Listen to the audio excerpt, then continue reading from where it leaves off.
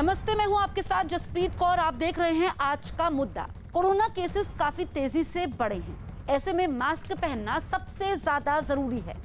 Mask पहनकर न केवल आप सुरक्षित रह पाएंगे बल्कि आपका पूरा परिवार भी सुरक्षित रहेगा। लेकिन जब भी आप मास्क पहने तो अपने आधे चेहरे को कवर करिए। और हमने इसको लेकर एक कैंपेन भी शुरू किया है, #मास्क पहनो इंडिया। हम आपसे बार बार अपील करते हैं कि आप मास्क पहनिए, क्योंकि इस महामारी से बचने में मास्क ही सबसे बड़ा हथियार है। देश में जारी महामारी अब गांव पर कहर बनकर टूट रही है। कोरोना की दूसरी लहर ने अपना नया ठिकाना गांवों को बना लिया है। गांव में न ठीक से टेस्ट हो रहे हैं, न पर्याप्त डॉक्टर्स हैं, न ही दवाएं, न ही अस्पतालों में कोरोना से निपटने के इंतजाम हैं। आइसोलेशन सेंटर पर जरूरी सुविधाएं भी नहीं है। इसीलिए गांवों में आजकल कोरोना का मातम पसरा है। देश के 4 राज्यों की तस्वीरें आपके सामने हैं, जहां लापरवाही और बद इंतजामी की वजह से कोरोना मरीजों की संख्या तेजी से बढ़ रही है। कुछ जगह तो हालात ये हैं कि मरीजों का इलाज पेड़ के नीचे हो रहा है। उत्तर प्रदेश, छत्तीसगढ़, बिहार और पंजाब के गांव की ये तस्वीरें साफ बता रही हैं कि कोरोना बड़ी तेजी से बढ़ रहा है। और अगर गांव में यह संकट ऐसे ही बढ़ा तो तबाही बड़े पैमाने पर हो सकती है। तो 3 तस्वीरें आपके सामने हैं। लखनपुर गांव, फिरोजशाह गांव और बिहार के छपरा की तस्वीरें आप देखिए। यहाँ पर जो तस्वीरें हैं ये चौंका इसलिए रही हैं क्योंकि कोई इंतजाम ही नहीं है गांव में। और ऐसे में वहाँ पर जो मरीज हैं वो काफ़ी संख्या में बढ़ रहे हैं। स्वास्थ्य सेवाओं का बुरा हाल है। आप देखिए कि डॉक्टर की कमी है। स्वास्थ्य केंद्र जो हैं भी वो बंद पड़े हैं क्योंकि वहाँ पर इंतजाम नहीं है। ऐसे में लोगों के लिए परेशानी ज़्यादा बढ़ गई है। छत्तीसगढ़ में भी शहरों के बाद अब ग्रामीण इलाकों में कोरोना कहर बनकर टूटने लगा है, जिसके बाद राज्य सरकार ने गांव में कोरोना की टेस्टिंग बढ़ाई है। हालांकि टेस्ट के समय भी बद इंतजामी देखने को मिल रही है। तस्वीरें सरगुजा जिले से सामने आई। सरगुजा के लखनपुर इलाके में कोरोना टेस्ट के लिए लोगों की भारी भीड़ उमड़ी। इस बीच लोग कोरोना नियमों से पूरी तरह बेपरवाह नजर आए। बताया गया कि जांच के समय गांव में बड़ी संख्या में लोगों के कोरोना की चपेट में आने की पुष्टि हो रही है। हम लोग जैसे कोविड का जैसे एंटीजन टेस्ट कर रहे हैं, RT-PCR कर रहे हैं, तो अभी हम लोग दिन भर में करीब 150 करीब हम लोग जांच कर दे रहे हैं। और ये स्वयं से आने वाले लोग हैं तो उनको हम लोग कर रहे हैं, तो कम से कम 40 से 45% इतने लोगों का पॉजिटिव आ रहा है मतलब अभी हमारा एंटीजन टेस्ट में। अब डरेंगे तो क्या होगा, अब काम तो करना ही है। यहाँ हम लोग सभी पूरी टीम मेंबर, मैं और सभी टीम मेंबर, चिकित्सक, सभी लोगों का साथ है, एक साथ काम कर रहे हैं। डरेंगे तो काम नहीं बनेगा। हमको अपने समाज को बचाना है, हमको खुद को बचाना है। ये बहुत जरूरी है कि गांव-गांव तक जागरूकता का अभियान युद्ध स्तर पर चलाया जाए, क्योंकि अब बस यही एक तरीका है जिसके जरिए लाखों लोगों की जिंदगी बचाई जा सकती है। खास बात यह भी है कि जिन गांवों ने ऐसे दुखद हालात से सबक लिया और समझदारी दिखाते हुए एहतियाती कदम उठा लिए, उन गांवों में कोरोना ना तो अपने पैर पसार सका है और ना ही कोरोना की वजह से उन गांवों में लोगों की मौत हुई है।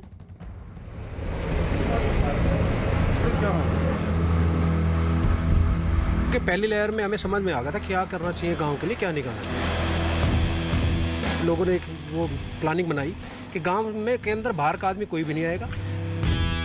गांव के अंदर आयुष का बहुत बड़ा कैंप लगा के अपने गांव को इस महामारी से बचाया।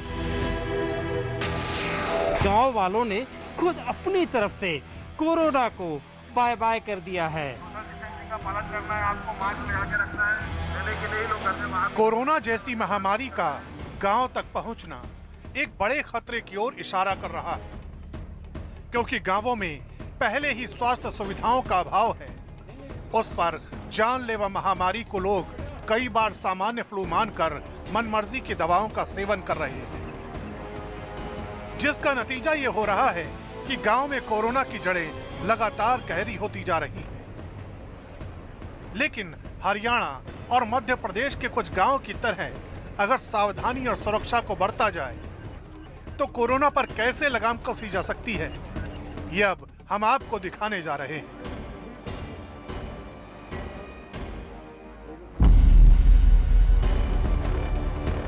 हौसला हो तो मुश्किलें हार जाती हैं, हौसला हो तो चुनौतियां चित हो जाती हैं।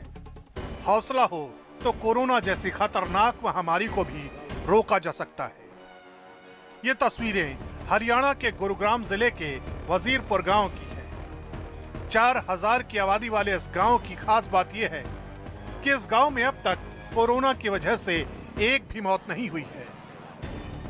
दावा किया जा रहा है कि कोरोना की पहली लहर से ही सीख लेते हुए इस गांव ने जागरूकता और सुरक्षा की वो मशाल जलाई कि उसके नतीजे अब गांव में साफ दिखाई दे रहे हैं।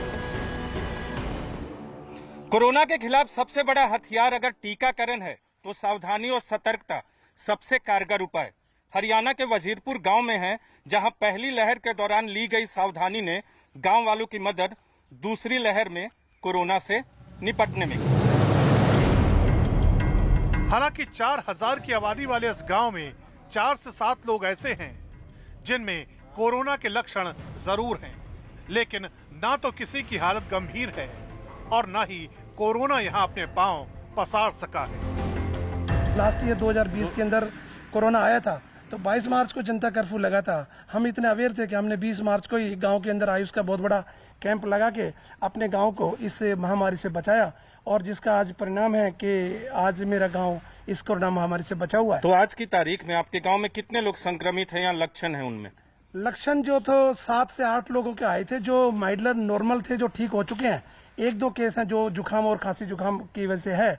बाकी मेरे गांव में कोई केस नहीं है और मैं खुशकिस्मत हूं कि मेरा गांव के अंदर इतनी अवेयरनेस है कि मेरा गांव इस कोरोना महामारी से बचा हुआ है। दरअसल कोरोना की पहली लहर के दौरान ही गांव वालों ने गांव के हर छोर पर बैरिकेडिंग कर दी थी ताकि बाहर से आने जाने वाले पर नजर रखी जा सके। ये बैरिकेडिंग अभी भी जारी है। पिछली दफा से लग रहा है जी बैरिकेड। यहाँ से जो भी कोई आता है बाहर का उसको चेक करके यहाँ से जब भीतर एंट्री होती है जी, सब्जी वाले आते हैं जी, टेम्पो वाले आते हैं, बिक्री वाले आते हैं घने, उनको चेक करके जब भीतर एंट्री होती है जी उनकी जी। तो और जैसे कोई अनजान लोग हुआ तो उनको कैसे आने जाने देते हैं, क्या बोल के जाते?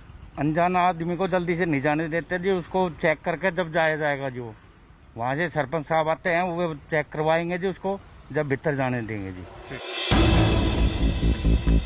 गांव के लोगों का दावा है कि यहाँ किसी भी अनजान को आने जाने की इजाजत नहीं है। अगर कोई गांव आना भी चाहता है तो उसकी पूरी जांच की जाती है। इतना ही नहीं, लोगों की जरूरत का सामान भी गांव के भीतर ही व्यवस्थित किया गया है। गांव के लोगों को बाहर जाने की जरूरत न पड़े। देखने को मिला कि पहली लहर में हमें समझ में आ गया था क्या करना चाहिए गांव के लिए, क्या नहीं करना चाहिए। हमारे गांव में जो गांव के लोग जो समझदार है सारे, उन्होंने मिलकर एक सुझाव दिया गांव को भी, और सब लोगों ने एक वो प्लानिंग बनाई कि गांव में के अंदर बाहर का आदमी कोई भी नहीं आएगा। सब्जी वगैरह जो भी है हमारे गांव की तरफ से, सरपंच की तरफ से, गांव की तरफ से मिलके गांव के अंदर ही सब्जी उपलब्ध करा दी। लेकिन दूसरी लहर के दौरान ये किया था, ये तो पहली लहर के दौरान किया था। तो उससे क्या हुआ, अब दूसरी लहर में भी हमने सेम प्रोसीजर है हमारा, और हमारे गांव के लोग अवेयर है इस चीज के लिए। और सबसे खुशकिस्मती वाली बात यह है कि हमारे गांव में कोई भी ऐसा केस ऐसा नहीं है जो कि सेंसिटिव केस हो जिससे हमें हॉस्पिटल भागना पड़े। अगर मान लो 2-4 केस है भी तो माइल्ड केस हैं, वो भी ठीक हो जाएंगे। कोई तो वजह होगी, आप लोगों ने बैरिकेड भी लगाया है। बैरिकेड इसलिए लगाए हैं क्योंकि बाहर का आदमी कोई भी व्यक्ति है वो अंदर ना प्रवेश कर सके। अगर प्रवेश करे तो उसकी पहले जांच हो कि भाई कोरोना पॉजिटिव है, नेगेटिव है, क्या है वो। इससे क्या है, हमारे गांव के जो लोग रहते हैं उनकी भी सुविधा होती है। हमें कोई भी बाहर का व्यक्ति आए, सब्जी बेचने वाले आ गया, कोई और वैसे आ गया, हमारे गाँव के जो लोग हैं बाहर इतने जाते नहीं है क्योंकि सारी व्यवस्था गाँव ने अंदर ही कर रखी है। इतना ही नहीं, कोरोना काल की तमाम गाइडलाइन का इस गांव में पालन किया जाता है। गांव के लोग न सिर्फ मास्क का लगातार इस्तेमाल कर रहे हैं बल्कि हैंड सैनिटाइजर को भी इन लोगों ने अपनी रोजाना की जरूरत में शामिल कर लिया है। इसके अलावा वैक्सीनेशन अभियान में भी यह गांव बढ़ चढ़कर हिस्सा ले रहा है। ये बताइए, टीकाकरण की शुरुआत हो गई है तो गांव में टीकाकरण की शुरुआत हुई है? टीकाकरण की शुरुआत हो गई है और गांव जो है सब आदमी खुशी खुशी टीका लगवा रहे हैं। कोई आदमी इस चीज में कोई ऑब्जेक्शन नहीं कर रहा है। लगातार ये कहा जा रहा है कि कोरोना का गांव तक पहुंचना किसी बड़े खतरे को न्योता देने जैसा है, लेकिन लापरवाहियों ने कोरोना को गांव तक पहुंचने का मौका दे दिया, जिसकी डराने वाली तस्वीरें अब सामने आ रही हैं। लेकिन मध्य प्रदेश के भोपाल शहर के एक गांव ने भी इस मामले में अलग ही मिसाल कायम की है।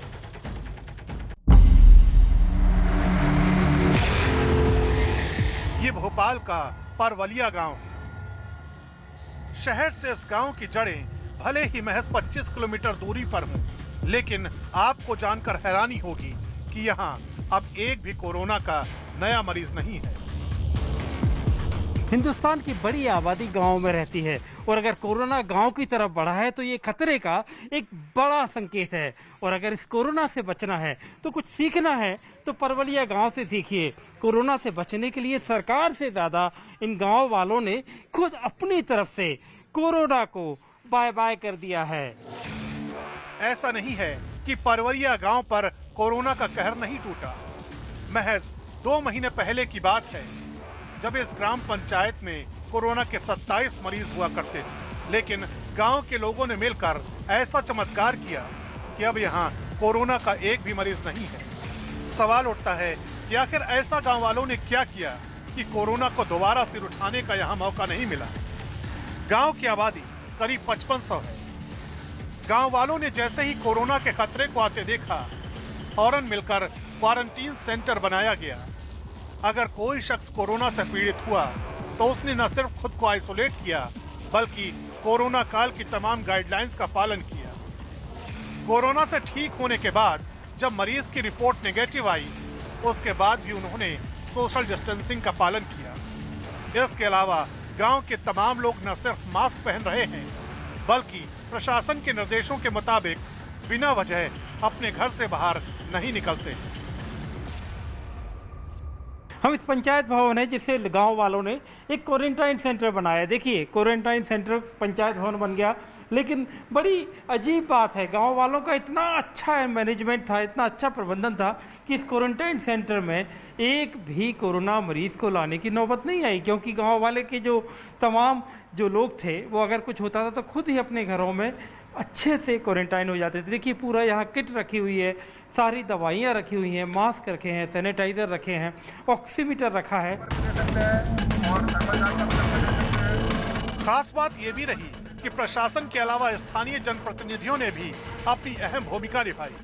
थाना प्रभारी गिरीश त्रिपाठी दिन में 2 बार न सिर्फ गांव का राउंड लगाते हैं बल्कि लोगों से कोरोना काल के दिशा निर्देशों का पालन करने की अपील भी करते हैं। पुलिस भी पूरी तरह से मदद करती है और पूरे समय शहर जो गांव है उसमें कम से कम 3-4 मरतबा इस तरह गाड़ी जाती है और इस तरह से जाकर लोगों को आगाह करते हैं, लोगों के बीच में ये आप अनाउंसमेंट करते हैं लगातार। तो इसका आपको लोगों से उतना जैसे कहते हैं रिस्पॉन्स मिलता है? जी बिल्कुल, यहाँ परवलिया में लोगों ने डिसिप्लिन का पालन किया है और कई दिनों तक तो गाँव वालों ने खुद ही जनता कर्फ्यू का ऐलान करके और 4-5 दिन के लिए खुद ही बंद कर दिया था सब कुछ। हमको ज़्यादा कहना नहीं पड़ा लोगों को, यहाँ लोग जागरूक हैं और बात सुनते हैं और इसी कारण से यहाँ केस भी कम हैं और अब लगातार केस घट भी रहे हैं। यहाँ की जनता ने भी प्रशासन का पूरा सहयोग किया। अभी तक तो सभी सुरक्षित हैं। कैसे रह पाए सुरक्षित आप लोग?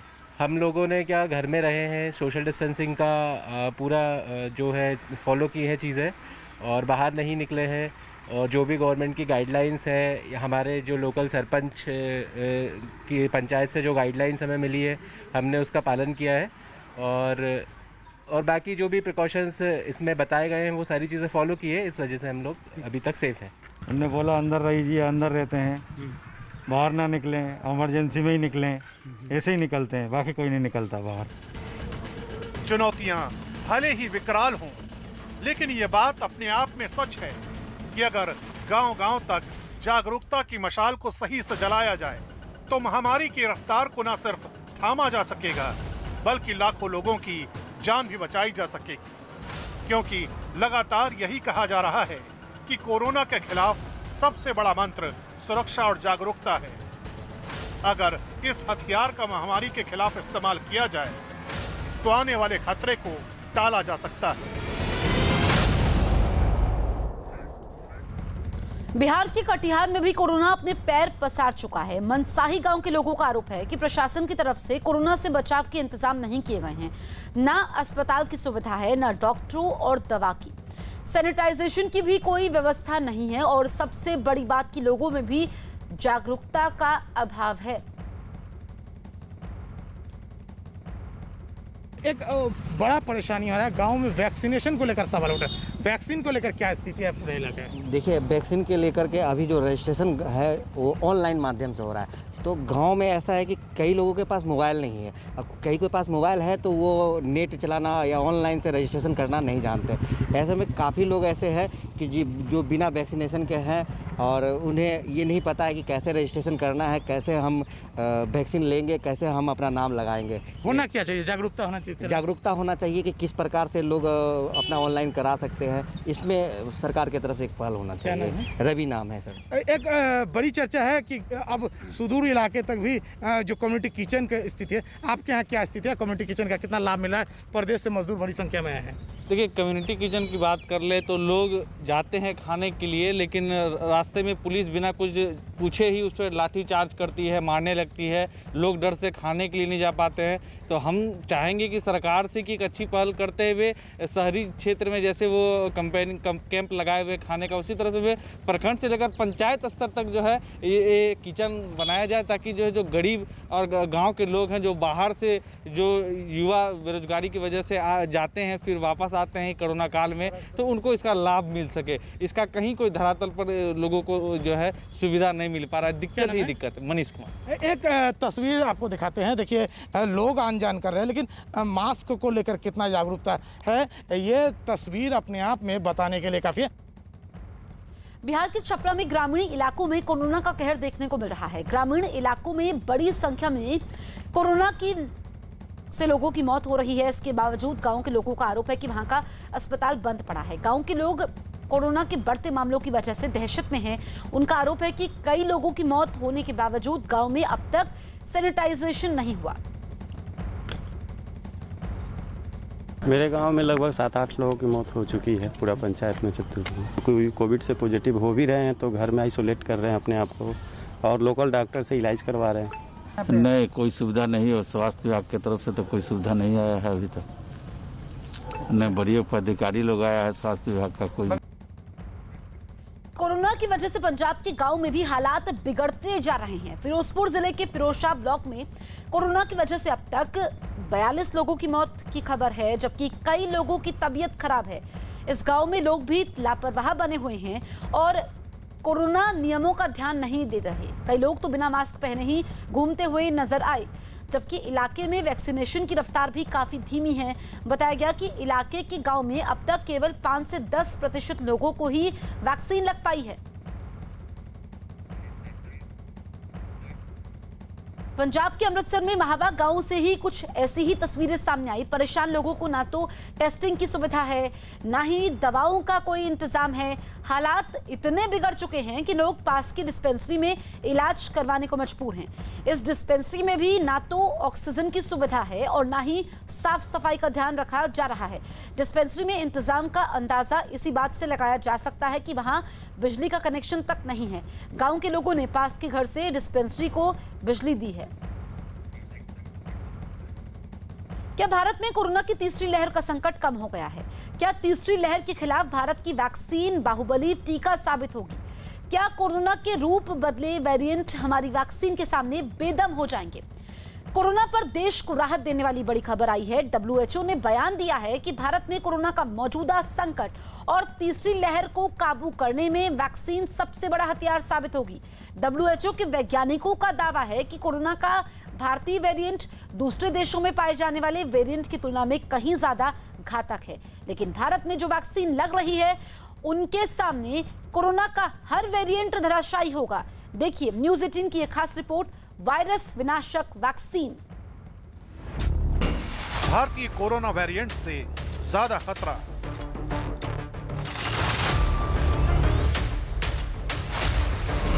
वैक्सीनेशन से ही संभव कोरोना का काल।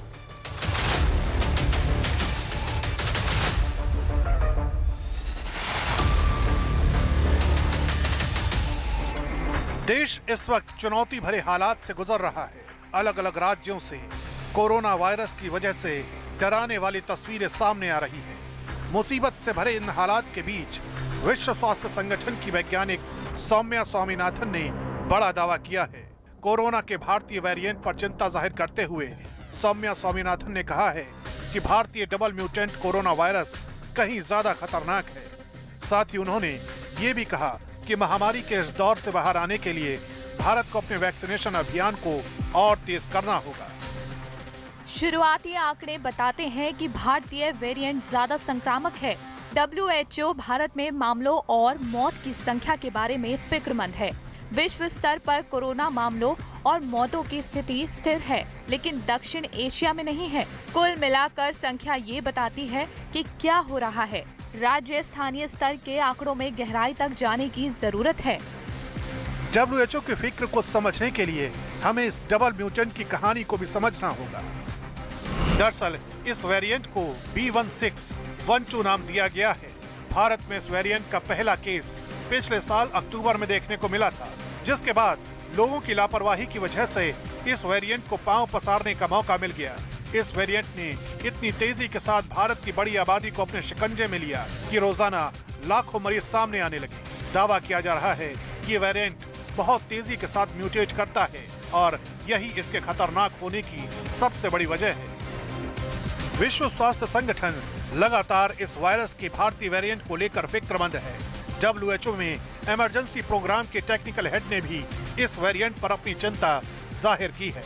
You're talking about the B1617 virus variant that was first identified in India.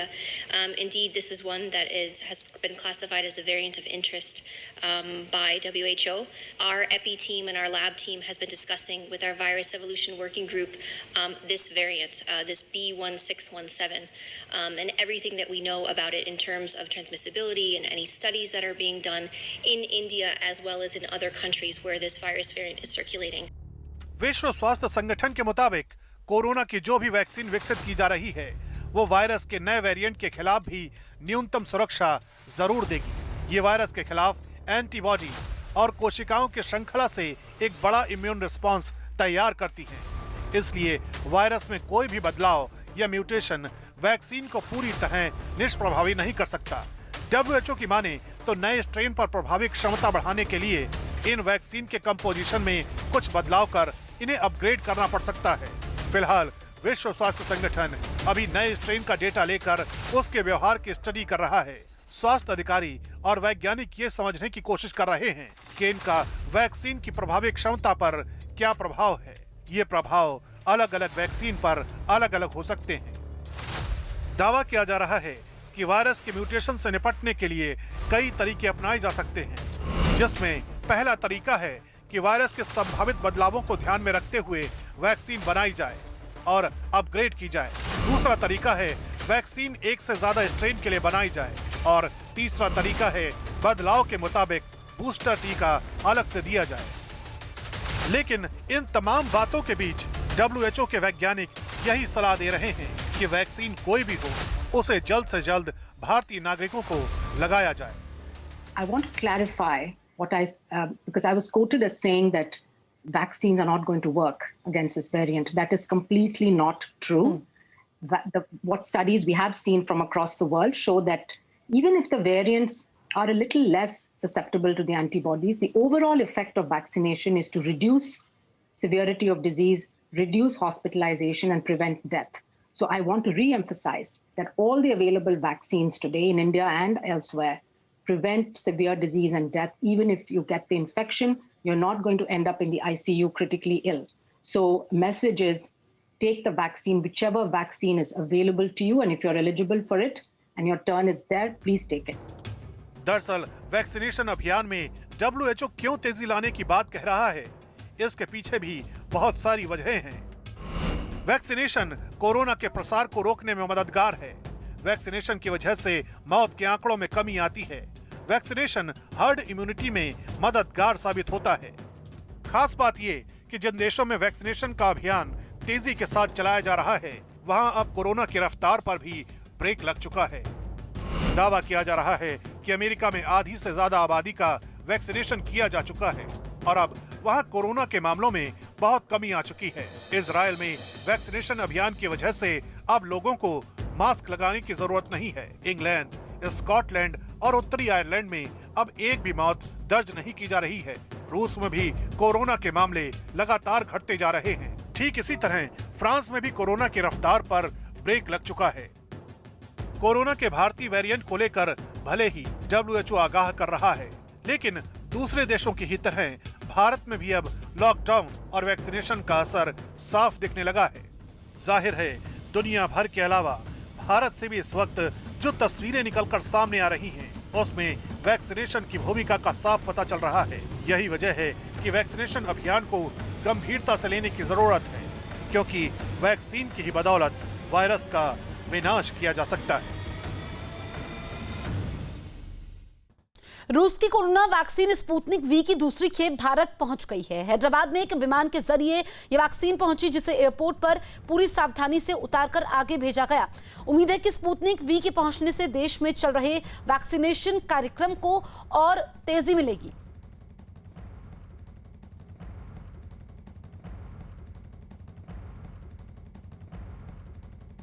A second batch of the Sputnik V has landed in Hyderabad today. We are very happy to see that the Russian-Indian joint fight against the COVID-19, which is one of the vital areas of our bilateral cooperation nowadays, corona की दूसरी लहर अपने साथ काला जहर लेकर आई है। इस काले जहर का नाम है ब्लैक फंगस। खतरनाक बात यह है कि कोरोना के जो मरीज ठीक हो चुके हैं, उनमें से कई लोगों पर ब्लैक फंगस का काफी घातक हमला हुआ है। महाराष्ट्र में 10 लोगों की आंखें तक निकालनी पड़ी, तो वहीं गुजरात में 100 से ज्यादा लोगों को ब्लैक फंगस ने बेहाल कर दिया। आखिर क्या है ये ब्लैक फंगस? ये कितना खतरनाक है? क्या ये कोरोना से ही जुड़ी हुई कोई बीमारी है? इन सारे सवालों का जवाब हमारी इस खास रिपोर्ट में देखिए।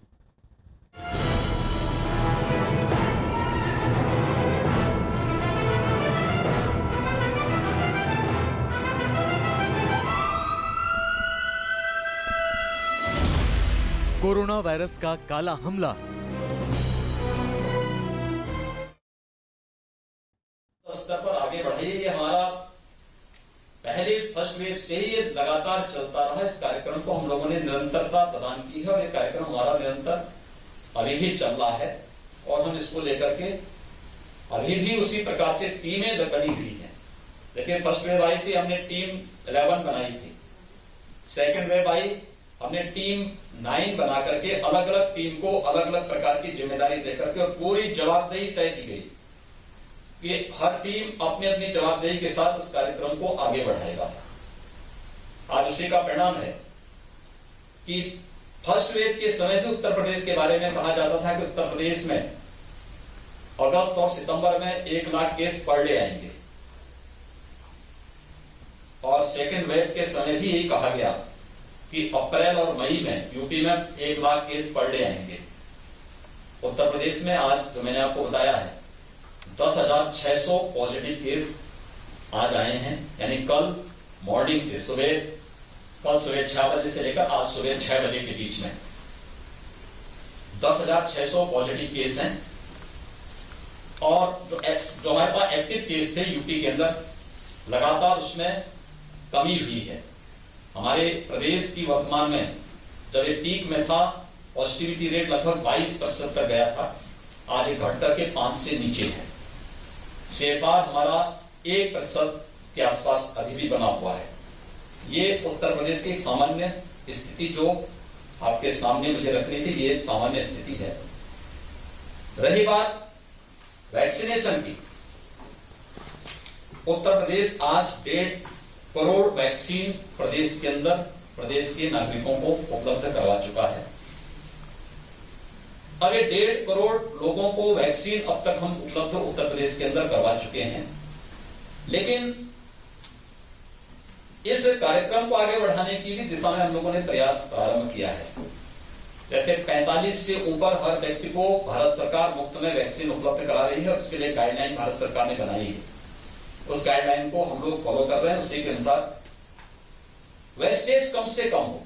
जब 16 जनवरी से हेल्थ वर्कर को वैक्सीन प्रारंभ हुई थी, तो वेस्टेज का जो प्रतिशत था वह 21-22% तक था। आज वह घट करके 2 और 3 के बीच में आया है। हम लोगों ने 1 मई से प्रदेश के अंदर 18 से 44 आयु वर्ग को भी वैक्सीन देना प्रारंभ किया है। हम लोगों ने पहले चरण में उन 9 जनपदों को लिया था जहां पर पॉजिटिविटी रेट सर्वाधिक थी और जहां पे ज्यादा एक्टिव केस थे। फिर उसके दायरे को बढ़ाया गया। हम लोग कल से 23 ऐसे जनपदों में वैक्सीन 18 से 44 के बीच में वैक्सीन देने की कार्रवाई प्रारंभ करने जा रहे हैं। हमारे सभी 18 जितने भी ये 18 जो कमिश्नरी हेडक्वार्टर हैं, गौतम बुद्ध नगर समेत प्रदेश के अंदर जो हमारे नगर निगम हैं, इनमें वैक्सीनेशन की हमारी कार्रवाई चल रही है और उसमें वैक्सीनेशन के कार्यक्रम को युद्ध स्तर पर आगे बढ़ा रहे हैं। हमने ग्लोबल टेंडर भी वैक्सीन के लिए जारी किया है। प्रीबिड में 6 कंपनियों ने इसमें भाग लिया था और उस पर उन लोगों की कुछ क्वेरीज थी, उसको आगे बढ़ा करके हम लोग उसको आगे बढ़ा रहे हैं। लेकिन भारत सरकार वैक्सीन की आपूर्ति अभी हमारे पास जिस तरीके से हम लोग वैक्सीन के कार्यक्रम को चला रहे हैं और जो उपलब्धता है उसके अनुसार वैक्सीन के हमने उतने सेंटर भी बनाए हैं, जो वेस्टेज तक पहुंचाने की इस कार्रवाई को हम आगे बढ़ा रहे हैं। ग्रामीण क्षेत्र में हम लोगों ने इसके लिए भी से तैयारी की है, क्योंकि गांव में बहुत सारे लोग ऐसे होंगे जो ऑनलाइन रजिस्ट्रेशन नहीं करा पाएंगे। कुछ दिव्यांगजन होंगे, बुजुर्ग होंगे। हमारे यहां हर ग्राम पंचायत में कॉमन सर्विस सेंटर है, नगरीय क्षेत्रों में भी है। हमने कॉमन सर्विस सेंटर को हम फोकस कर रहे हैं और उसको हम एक्टिव करके हमारा प्रयास है कि हम ग्रामीण क्षेत्र में इसके बाद इसको फोकस करेंगे कि वैक्सीन के लिए रजिस्ट्रेशन की कार्रवाई कॉमन सर्विस सेंटर के माध्यम से वहीं पर ऑब्जर्वेशन एरिया, वेटिंग एरिया ये तय करते हुए वहीं पर टीम हमारी जाएंगी और टीम वहीं पर उनको वैक्सीन देने की कार्रवाई को आगे बढ़ाएगी। उत्तर प्रदेश वैक्सीनेशन के इस कार्यक्रम को युद्ध स्तर पर आगे बढ़ाने का कार्य कर रहा है। जो आशंकाएं पहले व्यक्त की जा रही थी और जो चिंता आपकी है, मुझे लगता है कि उन आशंकाओं से ये चिंता भी स्वाभाविक रूप से निकलेगी। लेकिन मैं स्वयं 9 मई से फील्ड में हूं और 8-9 मई से मैं 7 मई से फील्ड में हूं।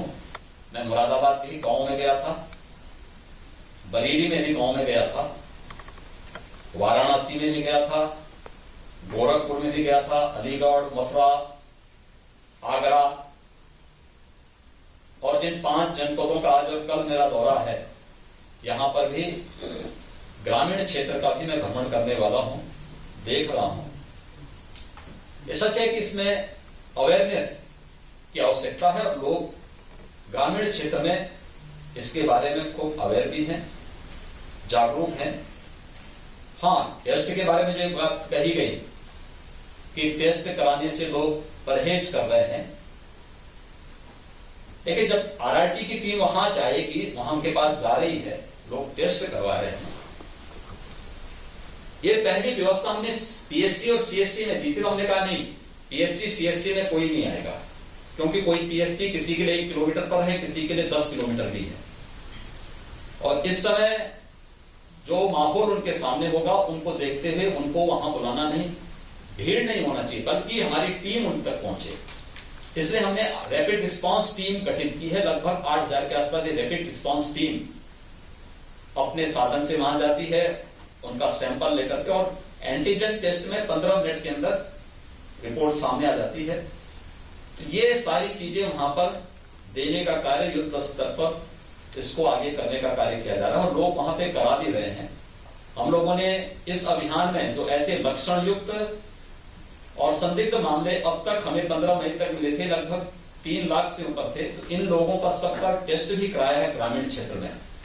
और इनका टेस्ट कराने के साथ इन लोगों को, सभी लोगों को मेडिकल किट भी वहां पर उससे पहले ही निगरानी समिति उपलब्ध करवा चुकी थी।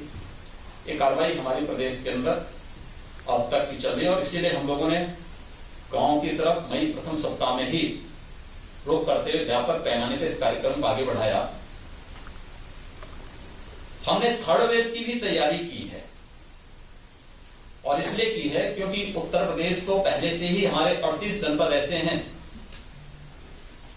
जहां पर हमने इंसेफ्लाइटिस को लड़ते समय इसके लिए व्यापक कार्य योजना बनाई है और पिछले 3-4 वर्षों के अंदर आपने इंसेफ्लाइटिस के खिलाफ उत्तर प्रदेश की लड़ाई को देखा होगा। उत्तर प्रदेश के अंदर इंसेफ्लाइटिस 1977 से लेकर के 2017 तक हर वर्ष 1200 से 1500 बच्चों की मौत होती थी इंसेफ्लाइटिस से। और अगर आप विगत वर्ष के आंकड़े देखेंगे तो कुल 63 मौतें हुई थी। हम लोगों ने वहां पे 7-8 विभागों को मिलाकर के एक समन्वय समिति बनाई है जो एक साथ जनपद में भी और ग्रामीण क्षेत्र में भी काम करती है।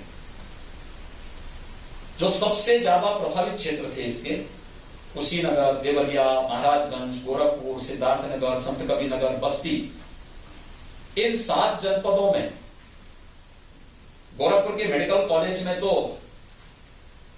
लगभग 150 से ज्यादा बेड्स हमारे पास पीकू के हैं, पीडियाट्रिक्स के, आईसीयू के हैं।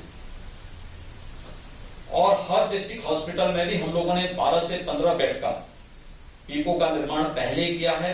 उसको एक्टिव वहां पर वो बेहतर तरीके से पिछले 3 वर्षों से अपनी सेवाएं दे रहा है। ग्रामीण क्षेत्र के सीएससी को भी हमने इसके साथ जोड़ा है। पीडियाट्रिशियन जितने हैं उनकी ट्रेनिंग की कार्रवाई, टेक्नीशियन उनकी पैरामेडिक्स हैं उनकी ट्रेनिंग की कार्रवाई इसके साथ की है।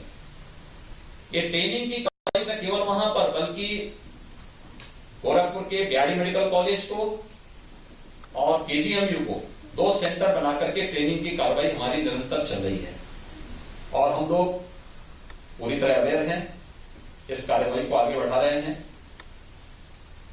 ब्लैक फंगस पोस्ट कोविड जो पेशेंट है उनकी जो एक समस्या आई है और उत्तर प्रदेश सरकार ने अपनी एडवाइजरी जारी की है पूरे प्रदेश के अंदर और इसका एक वर्चुअल ट्रेनिंग के कार्यक्रम को भी कल हम लोगों ने संपन्न किया है, जिसमें हर मेडिकल कॉलेज को, हर डिस्ट्रिक्ट हॉस्पिटल को और हर एक जो सीएमओ को इसके साथ जोड़ करके उत्तर प्रदेश ने अपने विशेषज्ञों की एक टीम पहले ही गठित की हुई है जो हमें फर्स्ट वेव में भी इसके बारे में सलाह देती थी और सेकेंड वेव में भी जिन लोगों का हम लोगों को के साथ निरंतर इंटरेक्शन होता है उनके सुझाव समय समय पे हमें मिलते रहते हैं, उन्हीं के पास हमने इस मामले को भेजा था। तो उन्होंने जो एक एडवाइजरी एक जो सुझाव दिए थे उसी के आधार पर राज्य सरकार ने एक एडवाइजरी जारी की और कल शाम को ही ट्रेनिंग की कार्रवाई प्रदेश के अंदर संपन्न हुई है। इसके मुफ्त में उपचार की व्यवस्था की कार्रवाई हम लोगों ने प्रारंभ करने की कार्रवाई प्रारंभ की है और इन सभी स्थितियों के बारे में निरंतर हर एक जनपद के संपर्क में हम लोग हैं और इस कार्यक्रम को भी हम लोग आगे बढ़ाने का कार्य कर रहे हैं। ये उत्तर प्रदेश के अंदर कोविड और उससे संबंधित कुछ मामले थे जिसको लेकर के हम लोगों ने ये चीजें अभी तक प्रदेश के अंदर की हैं और विश्वास है कि हम लोग सेकेंड वेव पर भी पूरी प्रभावी नियंत्रण करने में सफल होंगे और थर्ड वेव के बारे में भी हम लोग पूरी तरह तैयार हैं। उसको हम लोग पूरे उसके साथ नियंत्रित करने का पूरा प्रयास करेंगे।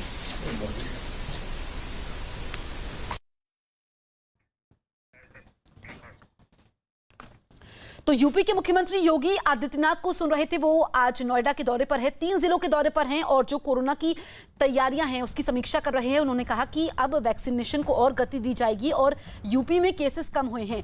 साथ ही उन्होंने कहा कि जब पहली वेव आई थी कोरोना की तो उन्होंने टास्क फोर्स बनाई थी और अभी भी जो टीमें हैं लगातार काम कर रही है और जो टेस्टिंग है उस पर जोर दिया जा रहा है। तो सीधी तस्वीरें इस वक्त आप देखिए एक्शन में है। मुख्यमंत्री योगी लगातार वो बैठकें भी कर रहे हैं और योगी आदित्यनाथ ने कहा कि उत्तर प्रदेश तीसरी लहर से निपटने के लिए भी तैयार है और खासकर जो ब्लैक फंगस म्यूकोरमाइकोसिस के मामले सामने आ रहे हैं उस पर भी नजर बनी हुई है। और जो यूपी में लॉकडाउन है उसकी वजह से केसेस कम हुए हैं। खासकर अगर गांव की बात करें तो वहां पर भी कैंपेन शुरू किया गया है और अभी तक यूपी में लगभग 1.5 करोड़ लोगों को वैक्सीन लगाई जा चुकी है। उन्होंने कहा कि जो 1 मई से वैक्सीनेशन की शुरुआत हुई थी उसमें सबसे पहले उन्होंने उन जिलों को वैक्सीन लगवाने का काम शुरू किया था जहां पर संक्रमण दर ज्यादा थी। बड़ी खबर टाउटे तूफान से जुड़ी हुई आ रही है। कर्नाटक में टाउटे तूफान की वजह से 4 लोगों की मौत हुई है। इसके अलावा कर्नाटक के तटीय इलाकों में 73 गांव टाउटे तूफान से प्रभावित हैं। पिछले 24 घंटों से कर्नाटक के 6 जिलों में भारी बारिश हो रही है।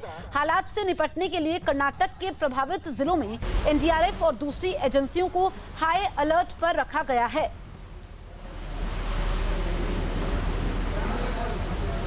तो 2 तस्वीरें आपके सामने हैं, मंगलुरु कर्नाटक की तस्वीर और दूसरी तस्वीर कर्नाटक के ही हुबली की। और अब टाउटे तूफान का असर देखने को मिल रहा है। कर्नाटक में अभी तक इस तूफान की वजह से 4 लोगों की मौत हुई है जबकि 73 गांव प्रभावित हैं। काफी तेज रफ्तार से यहां पर हवाएं भी चल रही हैं और स्थिति से निपटने के लिए यहां पर एनडीआरएफ की टीमें तैनात हैं। महाराष्ट्र के सिंधुदुर्ग और रत्नागिरी में भी चक्रवाती तूफान टाउटे से बड़े नुकसान की खबर है। जानकारी के मुताबिक दोनों जिलों में समुद्र के किनारे के गांव में कई मकानों पर पेड़ गिरने से नुकसान हुआ है। इसके अलावा इन इलाकों में बिजली के खंभे गिरने की वजह से बिजली सप्लाई भी ठप हो गई है। दोनों जिलों में ज्यादातर नारियल और आम के पेड़ों को नुकसान पहुंचा है। इसके अलावा समुद्र में भी ऊंची ऊंची लहरें उठ रही हैं। प्रशासन ने समुद्र के किनारे जाने पर रोक लगाई है। कल से ही दोनों जिलों के तटीय इलाकों में रुक रुक कर तेज बारिश भी हो रही है।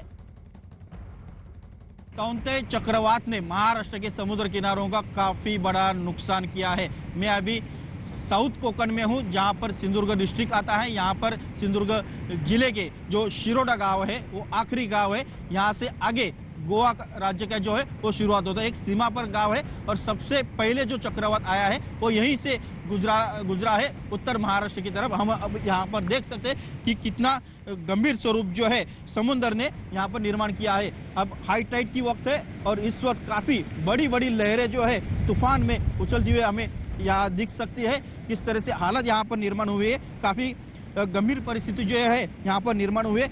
इस बड़ी बड़ी लहरों के साथ साथ तेज हवाएं जो है सुबह से ही यहाँ पर चल रहे। कल रात भर काफी मूसलाधार बारिश जो है सिंधुदुर्ग और रत्नागिरी जिलों में हो चुकी है।